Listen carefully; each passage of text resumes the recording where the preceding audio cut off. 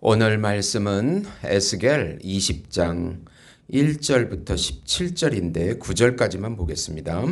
일곱째 해 다섯째 달 열째 날에 이스라엘 장로 여러 사람이 여호와께 물으려고 와서 내 앞에 앉으니 여호와의 말씀이 내게 임하여 이르시되 인자야 이스라엘 장로들에게 말하여 이르라. 주 여호와께서 이렇게 말씀하셨느니라. 너희가 내게 물으려 왔느냐? 내가 나의 목숨을 걸고 맹세하거니와 너희가 내게 묻기를 내가 용납하지 아니하리라. 주 여호와의 말씀이니라. 인자야 내가 그들을 심판하려느냐? 내가 그들을 심판하려느냐? 너는 그들에게 그들의 조상의 가증한 일을 알게 하여 이르라. 주 여호와께서 이같이 말씀하셨느니라. 옛날에 내가 이스라엘을 택하고 야곱 집의 후예를 향하여 내 손을 들어 맹세하고 애굽 땅에서 그들에게 나타나 맹세하여 이르기를 나는 여호와 너의 하나님이라 하였노라. 그날에 내가 내 손을 들어 그들에게 맹세하기를 애굽 땅에서 인도하여 내어 그들을 위하여 찾아두었던 땅 곧 젖과 꿀이 흐르는 땅이요 모든 땅 중에 아름다운 곳에 이르게 하리라 하고 또 그들에게 이르기를 너희는 눈을 끄는 바 가증한 것을 각기 버리고 애굽의 우상들로 말미암아 스스로 더럽히지 말라. 나는 여호와 너의 하나님이라 하였으나 그들이 내게 반역하여 내 말을 즐겨 듣지 아니하고 그들의 눈을 끄는 바 가증한 것을 각각 버리지 아니하며 애굽의 우상들을 떠나지 아니하므로 내가 말하기를 내가 애굽 땅에서 그들에게 나의 분노를 쏟으며 그들에게 진노를 이루리라 하였노라. 그러나 내가 그들이 거주하는 이방인의 눈앞에서 그들에게 나타나 그들을 애굽 땅에서 인도하여 내었나니 이는 내 이름을 위함이라. 내 이름을 그 이방인의 눈앞에서 더럽히지 아니하려 행하였음이니라. 아멘. 네. 애굽과 광야에서의 반역이라는 제목으로 은혜를 나누고자 합니다. 사랑하는 성도 여러분, 우리 사회가 요즘 상당히 팍팍해지고 어려워졌습니다. 분명 우리는 지금 지난 과거보다 풍부한 환경과 먹을 것도 잘 먹고 있습니다. 이것은 부인할 수 없는 사실입니다. 그런데 옛날과 비교해 보건대 신뢰와 사랑이 많이 사라졌습니다. 인간은 먹을 것만으로 행복할 것 같은데 그렇지 않습니다. 인간은 서로 사랑하고 믿고 신뢰할 때 행복감을 누리게 됩니다. 부부가 진실로 사랑할 때 행복감을 누립니다. 가정이 서로 의지하고 사랑할 때 행복감을 누리게 됩니다. 친구들이 진정한 우정으로 사랑할 때 안정감을 누립니다. 회사에서도 서로를 믿고 일할 때 안정감을 누립니다. 그런데 어느 순간에 우리 사회는 경쟁적이 되고 자기만 살려고 하는 이기적인 풍조가 생겨났습니다. 우리나라가 잘 살게 되자 이제 소유에 대한 탐욕이 강해진 것입니다. 서로 간의 믿음과 신뢰는 사라지고 상대를 이겨야 자기가 성공할 수 있다는 이기적인 그런 논리가 지배하기 시작한 것입니다. 그렇게 될수록 사회는 삭막해지고 불안해지고 불공정한 사회가 됩니다. 그런데 인간은 본질적으로 이기적이고 자기중심적입니다. 자기를 위해 남을 이용하고 하나님을 이용합니다. 이런 것을 반역적인 기질이라고 합니다. 환경에 따라서 반역적인 기질이 많이 표출될수록 사회는 살기 어렵고 나라는 힘들어지는 것입니다. 우리에게 예수님의 은혜가 필요한 이유입니다. 이웃을 사랑하고 하나님을 사랑하는 마음은 예수님의 은혜요. 예수님을 의지할 때 나오기 때문입니다. 오늘 말씀의 핵심은 어떤 환경에서도 끝까지 예수님을 신뢰하고 믿음을 지켜라 하는 내용입니다. 우선 하나님의 이름을 위하여 우리를 용서하시는 예수님의 은혜를 잊지 말라. 오늘 말씀인 20장에서 24장까지가 에스겔이 포로된 지 7년째 BC 591년에 주어진 말씀입니다. 에스겔 선지자는 유다의 패역한 역사를 밝히고 있습니다. 그리고 유다 백성의 계속되는 범죄로 인한 필연적인 심판을 선포하고 있습니다. 바벨론에 있는 이스라엘 장로들이 에스겔 선지자에게 찾아와서 하나님의 뜻을 묻습니다. 그 뜻을 묻는 의도는 언제쯤 우리가 고국으로 돌아가느냐, 그것입니다. 그 대답을 듣고 싶은 것이었습니다. 그러나 하나님께서는 그들에게 물으러 오지도 말라고 3절에 반문하십니다. 오히려 그들은 두 마음을 품고 오직 고국으로 돌아가려고 하는 자기중심적인 응답만 원했기 때문입니다. 자기 삶을 반성하지도 않고 회개하지도 않았습니다. 이스라엘 역사를 살펴보면 하나님께서 아브라함을 통하여 언약을 맺으시고 그들의 후손에 하나님이 되어주신다고 약속하셨습니다. 그리고 가나안 땅을 주시기로 약속하셨습니다. 그러나 그들은 애굽에서 하나님을 반역하고 애굽의 우상을 사랑하고 우상 숭배의 죄를 범하게 됩니다. 8절입니다. 그들이 내게 반역하여 내 말을 즐겨 듣지 아니하고 그들의 눈을 끄는 바 가증한 것을 각기 버리지 아니하며 애굽의 우상들을 떠나지 아니하므로 내가 말하기를 내가 애굽 땅에서 그들에게 나의 분노를 쏟으며 그들에게 진노를 이루리라 하였노라. 네. 그러나 하나님께서는 이방인의 눈앞에서 분노와 진노를 내리는 것을 원치 않으셨습니다. 하나님의 이름의 명예를 위하여 그들을 용서하시고 출애굽을 시켜주십니다. 이것은 하나님의 전적인 자비와 은혜입니다. 9절에 보시면 그러나 내가 그들이 거주하는 이방인의 눈앞에서 그들에게 나타나 그들을 애굽 땅에서 인도하여 내었나니 이는 내 이름을 위함이라. 내 이름을 그 이방인의 눈앞에서 더럽히지 아니하려고 행하였습니다. 하나님께서는 우리들이 항상 죄악을 범하는 것을 알고 계십니다. 그럴 때마다 심판하셔야 하지만 예수님의 이름을 위하여 용서하십니다. 돌이켜 회개하기를 원하시며 당장 심판하지 않으십니다.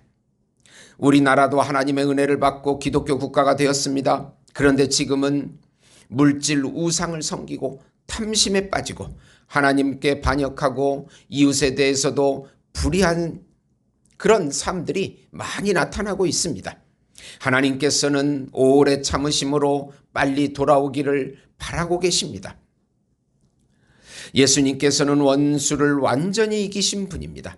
십자가에서 원수 마귀의 머리를 깨트리시고 그 무장을 해제시켜 완전한 승리를 거두셨습니다. 예수님의 승리가 반토막의 승리가 아니라 온전한 승리입니다. 불완전한 승리가 아니라 완전한 승리입니다. 그런데 오늘날 많은 크리스찬들이 죄와 싸우되 피 흘리기까지 싸우지 못하고 중도에 포기하는 것을 볼 때 안타까우기 그지없습니다. 우리의 싸움은 이미 다 이겨놓은 싸움입니다. 그러므로 우리는 원수 마귀와 끝까지 싸워야 합니다. 대충 싸우거나 중도에 포기하면 마귀는 물러가지 않습니다. 원수 마귀와의 싸움은 천국 가는 그날까지 계속될 것입니다. 이런 예화가 있습니다. 미 공군 중위 드사전은 2차 세계대전 때 일본 정부의 사기를 꺾기 위해 최초로 도쿄를 폭격한 두리틀 소장의 폭격 대원 중 한 사람이었습니다. 그가 폭격 대원에 자원한 것은 일본의 진주만 공격 시 아내를 잃은 원수를 갖기 위함이었습니다. 그 당시 도쿄 폭격은 항공모함에서 출격해 폭격을 마친 후 중국의 중경으로 귀환하는 매우 위험하고 모험적인 작전이었습니다. 그는 미친 듯이 도쿄에 폭탄을 투하하고 중경으로 귀환하다가 엔진 고장으로 중국 내 일본군 점령 지역에 불시착해서 포로가 되었습니다. 그는 4년 동안 여러 포로 수용소를 전전하는 고난 중에 예수님을 영접하게 되었습니다. 종전 후 신학교를 졸업한 뒤 원수를 사랑하라는 주님의 명령에 순종하여 일본 선교사로 파송된 샤저는 가장 먼저 진주만 폭격기 편대장 후지타 대위를 전도했습니다. 진정한 승리는 복수가 아니라 사랑입니다. 복수는 복수를 낳을 뿐입니다. 그리스도인들은 사랑의 복수를 하는 사람입니다. 하나님께서도 우리를 당장 심판하지 않는 것은 예수님의 은혜 때문입니다. 예수님의 새 언약 때문에 그것을 통해서 우리를 사랑하시고 용서하시고 돌아오기를 바라고 계시는 것입니다. 하나님은 우리와 예수님의 십자가를 통해서 새 언약을 맺으셨습니다. 이 새 언약은 불변하는 언약이요 영원한 언약입니다. 우리의 죄를 사하시고 용서하신다는 언약으로 우리를 변함없이 사랑하신다는 언약입니다. 그런데 우리는 이 새 언약을 무시하거나 잊어버리거나 하면서 하나님의 사랑을 거부하고 반역을 합니다. 환경이 좀 어려워지면 서러워지고 손해를 볼 것 같으면 금방 하나님을 버리고 도망가 버립니다. 반대로 또 환경이 나아지면 교만해져 가지고 세상이 좋아서 달려가 버립니다. 잘 돼도 하나님의 은혜를 무시하고 잘 되지 않아도 원망하면서 하나님의 은혜를 무시합니다. 바벨론에 있는 유다 장로들과 백성들은 고국이 망하고 이방인의 나라로 끌려온 자신의 처지를 한탄하면서 원망하면서 하나님을 불신하고 하나님 탓으로 돌립니다. 하나님께서는 고난을 통해서 이들이 회개하고 돌이키기를 원하셨습니다. 그러나 그들은 오히려 하나님을 대적하고 원망하고 불평하면서 자기가 원하는 응답을 주기를 에스겔 선지자에게 강요한 것입니다. 우리도 또한 동일합니다. 우리가 원하는 대로 인생이 풀리지 않을 때 우리는 예수님을 더욱 신뢰하는 자리로 나아가지 않습니다. 그러면서 환경을 탓하고 남을 탓하고 원망하고 불신의 자리로 나아가는 것입니다. 이런 기질이 바로 반역입니다. 우리는 항상 반역합니다. 반역하는 대로 하나님께서 심판하시면 천국 갈 사람은 하나도 없을 것입니다. 우리에게 성령을 통해서 돌이키게 하시고 은혜를 다시 체험하게 하십니다. 우리의 마음을 강팍하게 하지 마시고 우리의 반역하는 마음을 돌이키고 부드러운 마음을 성령께서 주십니다. 이것이 하나님의 은혜입니다. 두 번째로 우리의 광야 인생길에서 항상 예수님의 말씀과 법에 순종하는 길을 선택하라. 출애굽 이후의 역사를 또 살펴보면 하나님께서 백성들에게 광야 생활 가운데 지켜야 할 율법을 주시고 언약의 징표인 안식일을 지키게 하십니다. 그러나 그들은 율법과 안식일을 더럽히고 하나님을 멸시하게 됩니다. 모세가 시내산에 있을 때 산 아래에서 아론과 이스라엘 백성들이 금송아지 우상을 만들어 놓고 숭배했습니다. 안식일에 나무하다가 징벌받은 일도 있습니다. 하나님을 시험하고 불순종한 일도 있습니다. 이방 여인과 함께 우상 숭배하고 행음한 일도 있습니다. 모세는 근본적인 원인을 하나님 약속에 대한 불신과 원망에 두었습니다. 민수기 14장 20절에 38절입니다. 그리고 에스겔 선지자는 이 출애굽의 반역의 역사를 반복하면서 이스라엘 백성들의 우상 숭배와 불법을 지적하고 있는 것입니다. 그래서 광야 1세대를 심판하시고 2세대로 하여금 가나안에 들어가게 하십니다. 이렇게 하신 것도 여호와의 이름이 더럽혀지지 않고 그들을 아껴 언약을 기억하셨기 때문입니다. 14절 보시면 내가 내 이름을 위하여 달리 행하였나니 내가 그들을 인도하여 내는 것을 본 나라들 앞에서 내 이름을 더럽히지 아니하려고 하였음이로다. 17절에 보시면 그러나 내가 그들을 아껴서 광야에서 멸하여 아주 없이 하지 아니하였노라. 하나님의 자비는 무궁합니다. 우리가 스스로 마음을 돌이켜 회개할 때 하나님께서는 더 큰 은혜를 주시는 것입니다. 이스라엘 백성들은 정말 놀라운 기적을 본 사람들입니다. 홍해가 갈라지는 기적과 애굽의 10가지 심판을 보면서 분명 하나님께서 애굽을 향한 그 어미하심과 이스라엘 백성들을 향한 사랑을 몸소 체험했습니다. 그러면 이들이 광야에서 하나님을 잘 섬겨야 하는 것이 옳은 태도입니다. 그런데 그들이 그렇게 했다고 성경은 기록하고 있습니까? 물론 아닙니다. 그들 속에 반역의 기질이 있었기 때문입니다. 어려운 환경에 노출이 되면, 고생이 되면 오히려 애굽 시절이 좋았다고 불평합니다. 광야에서 얼마나 많은 반역을 행했는지 모릅니다. 만나를 주니 만나만 주니 고기가 먹고 싶다고 하면서 불평하자 하나님께서는 메추라기를 원 없이 먹도록 해주셨습니다. 그러나 하나님의 마음은 아프셨습니다. 그들이 원하는 것을 주었지만은 그들이 하나님을 끝까지 신뢰하지 못하는 것을 볼 때 가슴이 아프셨습니다. 인간은 이렇게 반역하는 존재입니다.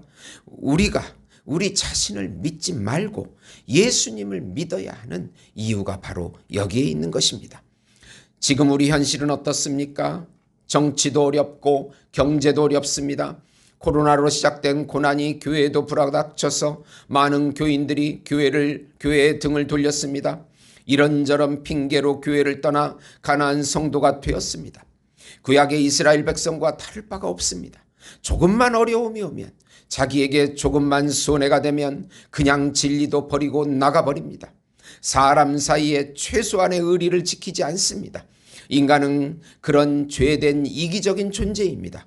그런 존재이기에 예수님이 오셔서 구원하신 것입니다. 그러면 어려움이 와도 끝까지 더욱 예수님을 의지해야 합니다. 그런데도 불구하고 불신하고 불평하고 예수님을 의지하지 않습니다. 신앙이 흔들리는 것입니다. 옛날에 목사님들은 성미를 먹고 가난한 목회를 했습니다. 그러나 지금은 풍요롭고 부유한 목회를 합니다. 성도가 많이 없어도 하나님은 풍성하게 먹여주십니다. 하나님의 사랑과 은혜입니다. 성도들도 동일합니다. 과거의 성도들은 가난 속에서 새벽 예배 금요 철야를 해가며 신앙생활을 했습니다. 그러나 지금은 그렇게 하지 못합니다.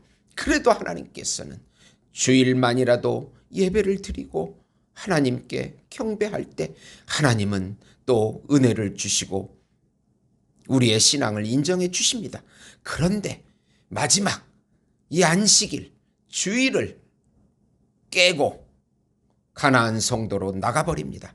하나님이 어떻게 하시면 좋겠습니까? 하나님께서는 끝까지 참아주시고 돌아오기를 애타게 기다리십니다. 예수님의 사랑입니다. 고난을 통해서라도 그들이 다시 돌아오기를 원하십니다. 우리 사회가 더욱 어려워지는 것은 빨리 회개하고 돌아오라는 하나님의 영적인 사인인 것입니다.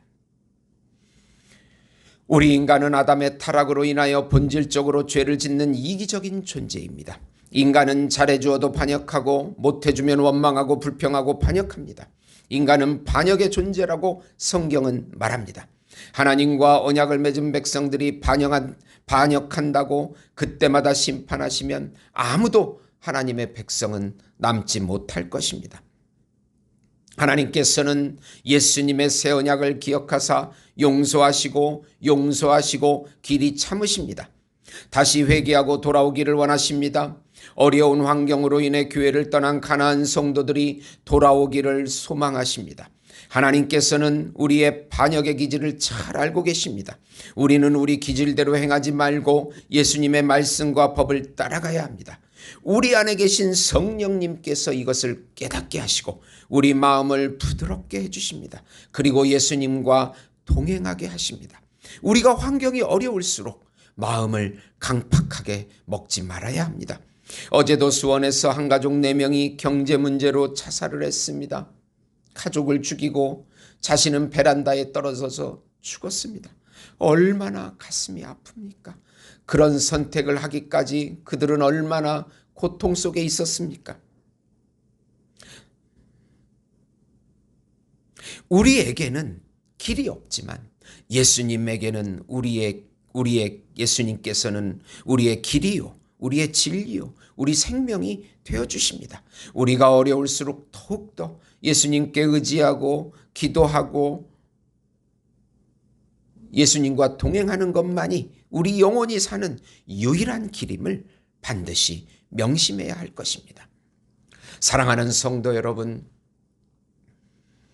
다시 우리 마음을 다잡고 우리 신앙의 진리, 근본 진리를 다시 붙잡고 삼위일체 하나님, 또 우리 구세주 중보자 참 하나님 참 인간이신 예수님을 의지하면서 모든 것을 기도할 때 내 욕심과 탐욕을 내려놓고 주님의 길만을 따라가겠다고 그렇게 기도할 때 우리 하나님께서는 놀라운 새로운 길들을 열어주실 것을 굳게 믿고 나가셔서 하나님의 놀라운 기적을 맛보시는 우리 예수 목장교회 성도 여러분이 되시기를 예수님의 이름으로 축원드립니다. 하나님 아버지 감사합니다. 성령으로 우리를 부드럽게 하사 다시 예수님의 말씀과 법에 순종하게 해주시옵소서. 우리 속에 있는 탐심과 탐욕을 다 내려놓고 오로지 예수님만 의지하게 해주시옵소서. 우리나라를 불쌍히 여겨주시고 정치, 경제 모든 것 위에 하나님의 은혜를 더해 주시옵소서. 하나님 아버지 우리 교회들을 불쌍히 여겨주시고 다시 가나안 성도들이 돌아오게 해주시옵소서. 하나님 아버지 바알과 아세라의 음란 거짓 동성애 사상이 떠나가게 해주시옵시고 그리고 도교의 우상 장례 문화가 타파되고 새로운 기독교 부활의 장례 문화가 정립되게 해주시옵소서. 속히 하나님 통일이 되어서 이북에 무너진 삼천교회가 다시 재건되게 해주시고 우리 민족이 하나 되어서 전 세계에 예수님의 복음을 전하는 민족으로 다시 일어서게 해 주시옵소서. 예수님의 이름으로 기도드립니다. 아멘.